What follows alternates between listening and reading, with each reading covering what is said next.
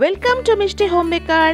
আজকে আমি বানাবো কাতলা মাছের কালিয়া, কিন্তু সেটা হোটেল রেস্টুরেন্টে যেরকম হয় সেরকম টাইপেরই বানাবো। তো চলুন বানিয়ে ফেলি। প্রথমে এখানে মাছে নুন হলুদ মাখিয়ে রেখে দিয়েছি, আর এদিকে গ্রেভি করার জন্য আমি নিয়ে নিয়েছি গোটা ধনে, জিরে, সর্ষে, আদা, পেঁয়াজ আর 3টে কাঁচা লঙ্কা। এটা মিক্সিতে আমি একটা পেস্ট বানিয়ে নেব। আর এদিকে কড়াইতে তেল গরম বসিয়ে দিয়েছি। তেল গরম হয়ে আসলে মাছগুলো আমি একে একে ভেজে নেব।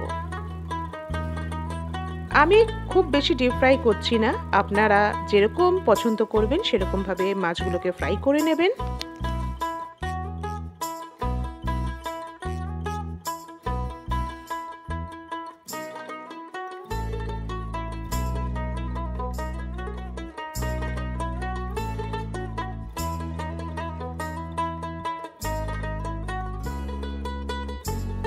মাছগুলো ভাজা হয়ে গেছে, তো আমি এবার এখানে একে একে মাছগুলো তুলে নেব।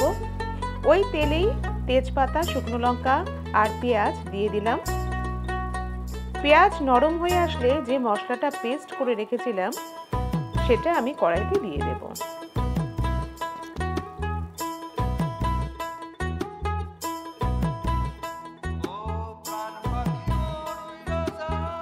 দিয়ে দিলাম নুন, হলুদ ও লঙ্কার গুঁড়ো।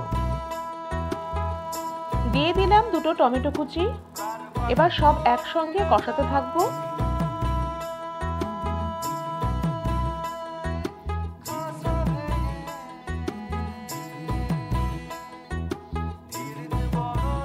মশলা কষানো হয়ে গেছে।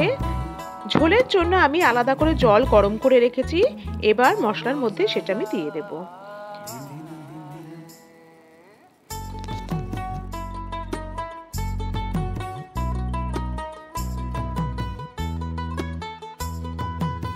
ঝোল ফুটে আসলে একে একে ভেজে রাখা মাছগুলো দিয়ে দেব।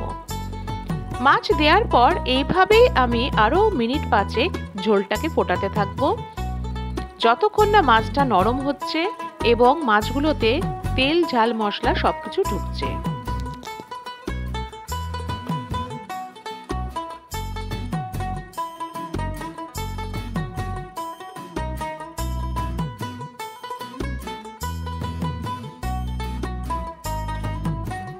রান্নাটা শেষ করব গরম মশলা ও ঘি দিয়ে।